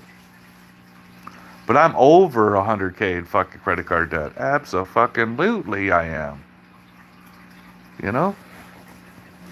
But he couldn't fucking do nothing. And he sure as fuck couldn't run. He sure as fuck couldn't make up for anything. Any type of revenue that he may have had, where was he? Iron maintenance. Iron maintenance. Getting more fucking shit done to the truck. Just like Tim Keller. Didn't want to get a DOT inspection on his brake. And I said, listen, you got fucking time. Just scoot over there and get a DOT inspection. Next thing I know, I'm buying new steer tires. Why? Because he convinced the fucking tech to tell him, hey, tell him I've only got 30 seconds. 30 seconds on a steer tire. 30. What is he, fucking measuring the sidewall? Are we measuring the sidewall, Tim? How do you get 30 seconds on a fucking on a steer tire? But he wanted new steers. And then I bought new steers. Cost me money. And then he admitted later, yeah, you didn't need new steers. I was upset. Blah, blah, blah. Yep. So now my business is success or failure on someone's how they feel. How they feel. Yeah, I was upset. I didn't want to get a DOT inspection. I wanted to just go to bed. I just want to sit on my fucking ass. So because of their feelings, now costs me money. And we're replacing shit that don't need to be replaced. That's the bullshit of this. That's the learning lesson. That you got to go literally in 150K in debt until you fucking see what people actually potential of how somebody can fuck you over. Is that a lesson learned? Abso-fucking-lutely. But until you get in that position, do you really fucking learn it? Do you really fucking learn it? You learn it. Ask Spectre about how he's learned. Ask anybody out here how they've learned. Ask that guy in Connecticut how he fucking learned. Jackknife TV, how'd he learn? Ask Rig Pig or whatever the fuck his name is that had all these hot shot trucks. Ask how he learned his fucking lesson. Ask him how he learned. How much did it cost him to learn a fucking lesson? Lessons are gonna be fucking learned and taught one way or the fucking other. And it ain't free. Those lessons ain't free. They're expensive.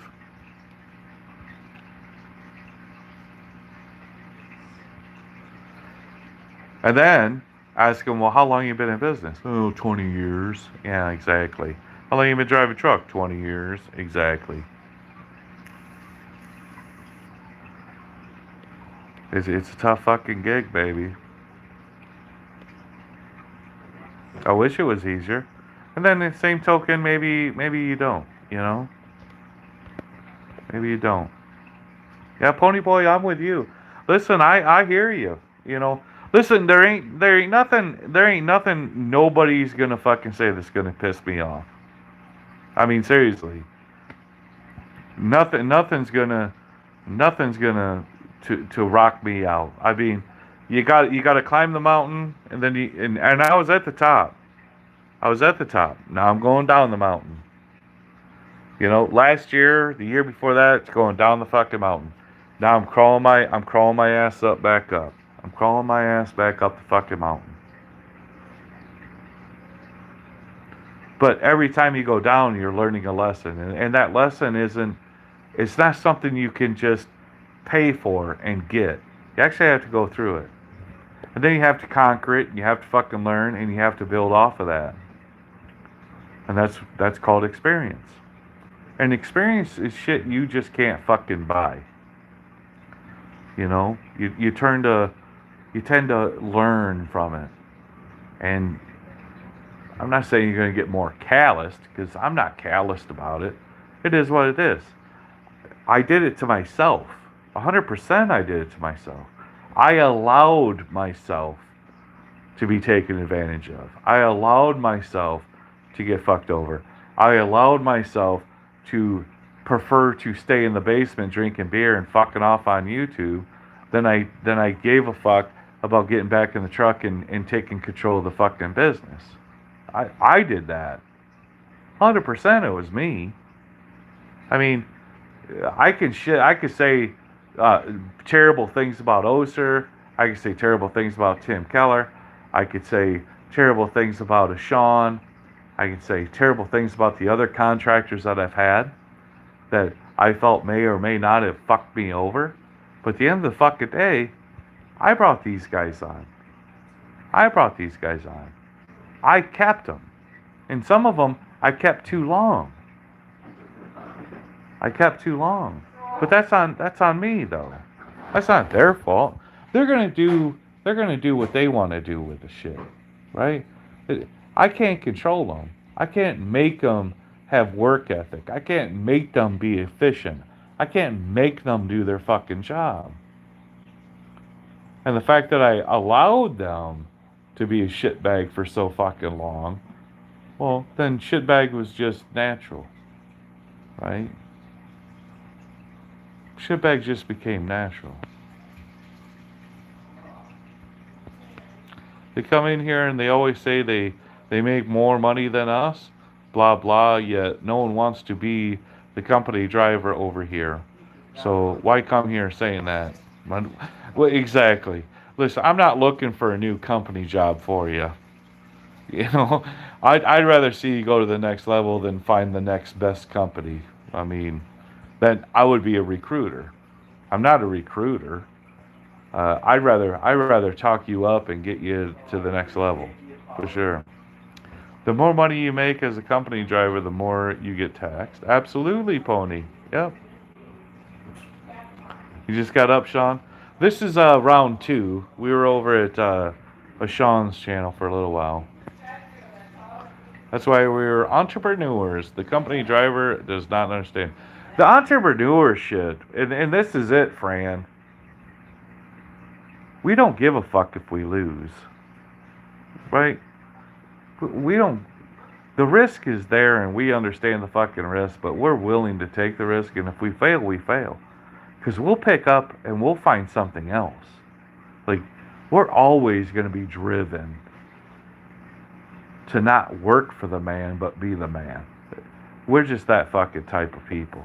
And there's type of people that rather work for the man. They'll work harder for the man than they will for themselves, right?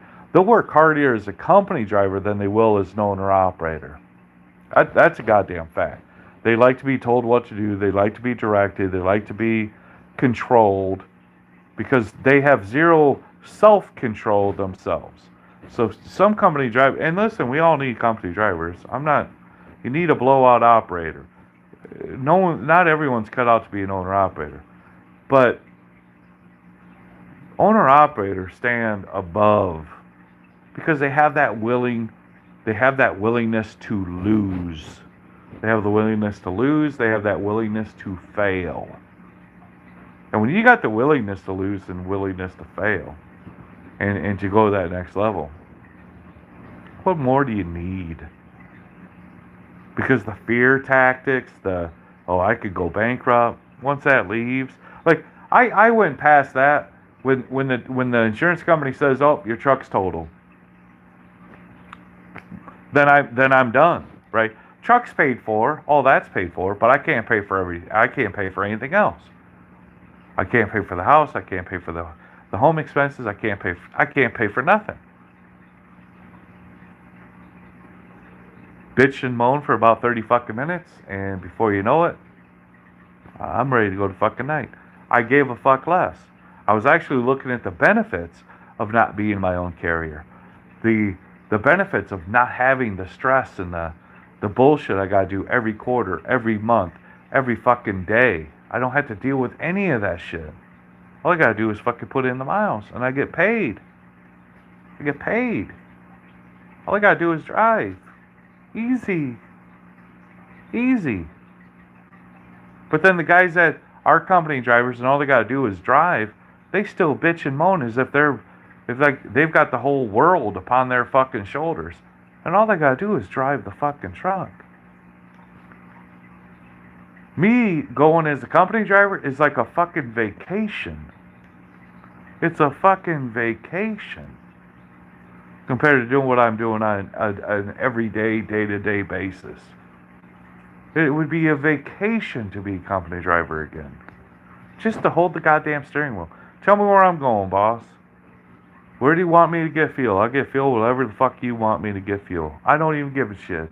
Where do you want me to go? But company drivers can't even do that without bitching. You realize this? Company drivers bitch because, oh, my dispatcher's stupid. I don't know why I got to get fuel here. I did this and that. They'll bitch about it. Fuck, anybody that's an owner operator would look at that and say, that's fucking great. Sign me the fuck up. Let me drive for a month as a company driver just so I can appreciate what I'm fucking doing. But company drivers are bitching all the fucking time. All they do is bitch. And they're company drivers.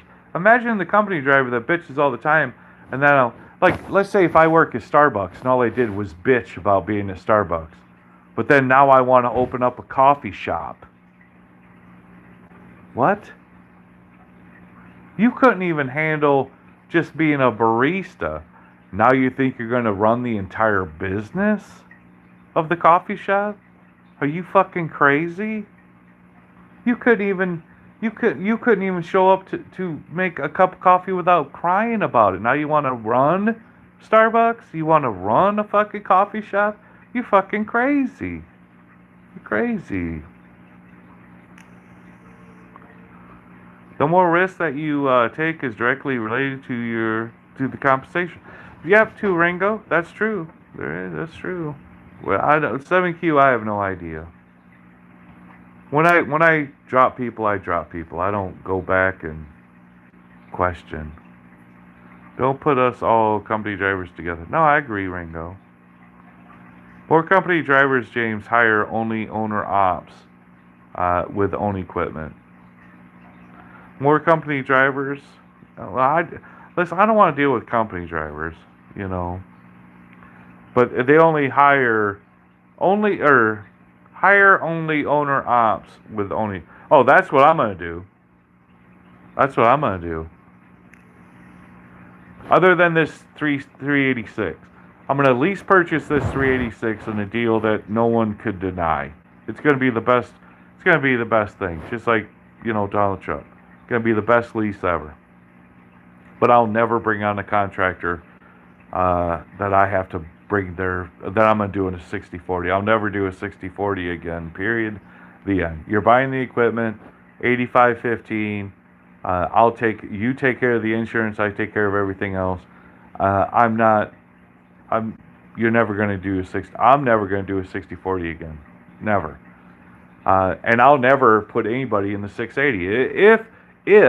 If I'm blessed enough to get the 680 going again, I will never give that truck up again. I'll never put a 6040 in it. Trial by fire. I'll never put another person in that fucking truck ever again. I'll keep that truck so that I will never put myself in a position where I'm 100% dependent on the output of a contractor. I'll never put myself in that position again. That if a contractor fucking sucks, well, he can suck. I'm gonna go drive and I'm gonna make my money that I need. I'll never be dependent again on a contractor for my income. I'll never do that again. And that was my downfall. I was dependent on my contractors to do it. Contractors couldn't even take care of themselves. If they can't take care of themselves, they can't make enough money to take care of themselves, surely they're not making enough money to take care of me at 20%, 40%, or whatever percent. If they can't take care of themselves, they ain't taking care of me.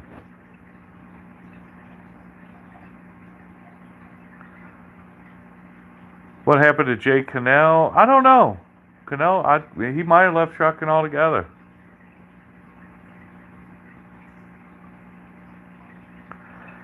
If drivers would do proper pre-trip and post-trips, they would catch problems before they came big problems. If guest steer was a 0-30 seconds, he should have caught that way before it was due. And Brandon, I agree. I absolutely do agree.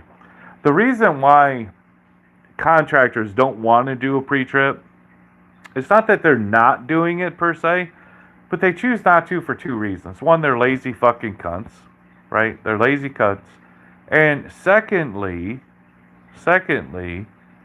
they don't want to find anything wrong. They should have found it the night before. But what they're going to do, because they didn't do a post-trip, which a post-trip is more important than the pre-trip. And why is that? Well, post-trip, you're done for the day. So you can technically get a tire changed, fixed, a hubcap that's leaking, you could get that changed, all on your 10-hour break, right? But let's say I have an appointment and I'm 30 minutes away from my delivery. It delivers at 8. I'm going to leave at 7. And I'm going to start my clock at 6:45 and do my pre-trip. And then I start my clock at 6:45, start my pre-trip, and then oops, I found I got a nail in this tire. Now guess what? Now you got to see if TA or wherever the fuck you're parked at can get you in to put a plug or to put a patch on it, which is going to take over a half hour, right? It's going to take probably a half hour if they don't have anybody else. And what happens? 6:45 turns into 7:15. You're 30 minutes away. You may or may not be on time now. Had you looked at it on a post trip, it wouldn't affect nothing. That all could have been done on off duty. But people are lazy and they think, oh well, everything's fine. I got here, no blown tires, I'm fine. Then they do a pre-trip and then boom, now they see something wrong. Post-trip is more important than a pre-trip. 100% more important than a pre-trip. At least you learned your lesson. You're not blaming everyone else for what you did. You do good here. I know. Yeah, absolutely, Fran. Listen, I fucked up. I fucked up. I kept contractors way too fucking long. I stayed out of the truck way too long, and I should have been back in the truck. As soon as I heard that he was going to go into surgery, I should have got back in the truck. I didn't. GW was solid though. You were lucky to have him. and his flatbed knowledge. 7Q, you're trying to you're trying to start something. Are you gonna allow Randall to drive the IDI to work if the snow gets too deep? Well, his car's front wheel drive and the IDI is only rear wheel drive, so I can't honestly say that it's going to be it's going to be any better of a situation.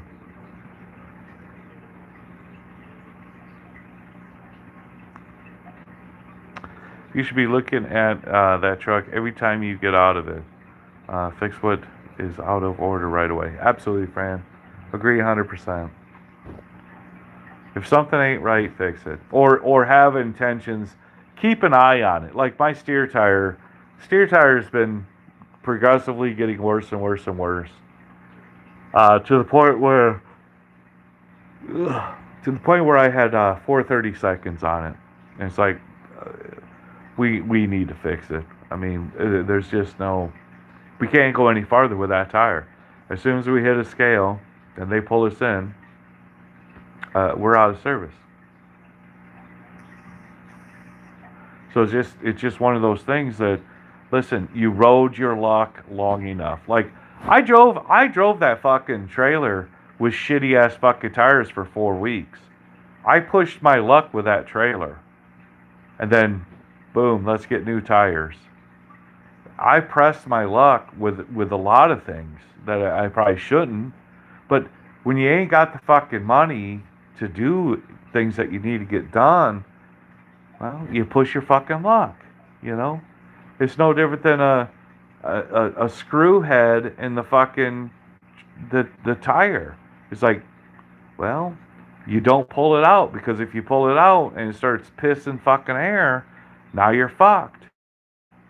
So what you do is you just keep adding air to the tire, you leave the nail in the fucking hole, and you just keep adding air to try to get to a position where you can get a fucking tire done and you get it fixed properly.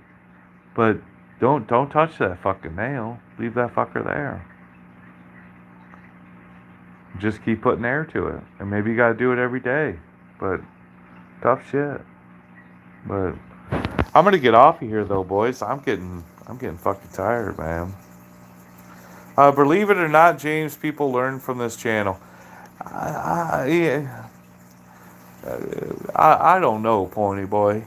I mean, I don't know anymore. I like to think.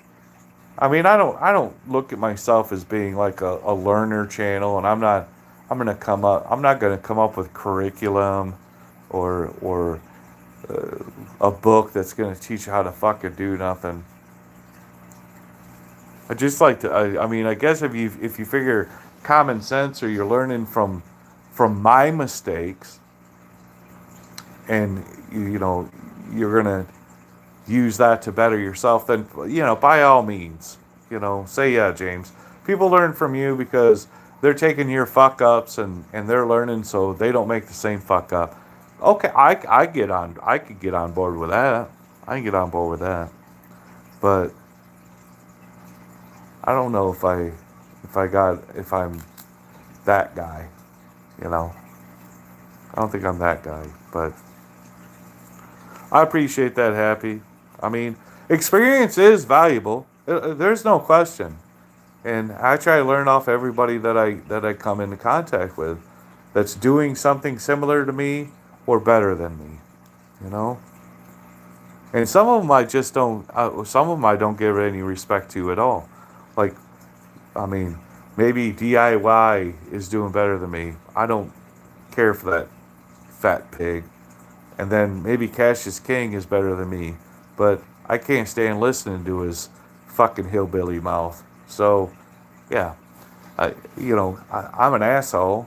I ain't gonna lie, but there's just some people I could listen to, and there's some people that I can't.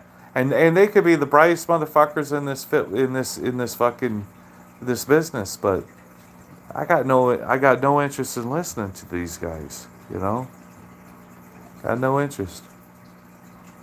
And I try to stay away from YouTube as much as possible. There's a handful of fucking people, not even a handful of people that I will watch that are trucking and things of that nature. But I'm too stubborn to adopt other people's bullshit, you know, and or I'm too busy proving them fucking wrong, right? I'm too busy proving them wrong, saying, well, you can't do this, you can't do that. And I'm doing the complete fucking opposite, and I am doing it, and I can. And you know, I there's always going to be a pissing contest, and there's always going to be better out there, and there's always going to be that cent per mile. There's always going to be that cost per day. There's always going to be, you know, my cost per mile. My cost per mile is only, 76 cents. Okay, well, how many miles are you doing a week? 4,500. Oh yeah. Well, then of course your cost per mile is less. It turned everything. Unfortunately, everything turns into a pissing contest. Like I'm making $1.76 all miles. I'm doing this all miles. I'm doing. I don't give a fuck what the fuck you're doing, because unless you're gonna give me some loads, and unless you and I are gonna fucking do shit together, I could give a fuck less what you're making. I could give you shit. I could give a fuck less. But the reality is that whatever I'm doing, I'll teach you whatever I'm doing. I'm all about telling you what I'm doing. I'll hook you up with what I'm doing. But see, these guys that are making all this money, they don't want to. They ain't hooking nobody up. They're not explaining nothing to nobody. All they're doing is bragging about their cent per mile. But they're not bringing people into their circle and saying, hey, let me show you how we do it. Let me show you the lanes that we're running, the contracts that we're running. None of that's being talked about. It's just bragging about, well, I make $2.70 a mile. I make $3 a mile. I don't move my truck unless I'm getting $2 a mile. Well, you're gonna fucking sit on your ass a while then. But it's all braggy. There's no context to it. Nobody's learning anything. Nobody's going to that next level with anything. It's just bullshit. Like, I don't give a fuck. I truly don't give a fuck what anyone's doing out here. Rate per mile, cent per mile, fuel economy. I don't care. I don't fucking care. Because your business is not mine. You doing shit isn't gonna do shit to me, because it's just not gonna work the same. You're a different person than I am. You do things differently than I do. And because it worked for you doesn't necessarily mean it works for me, you know?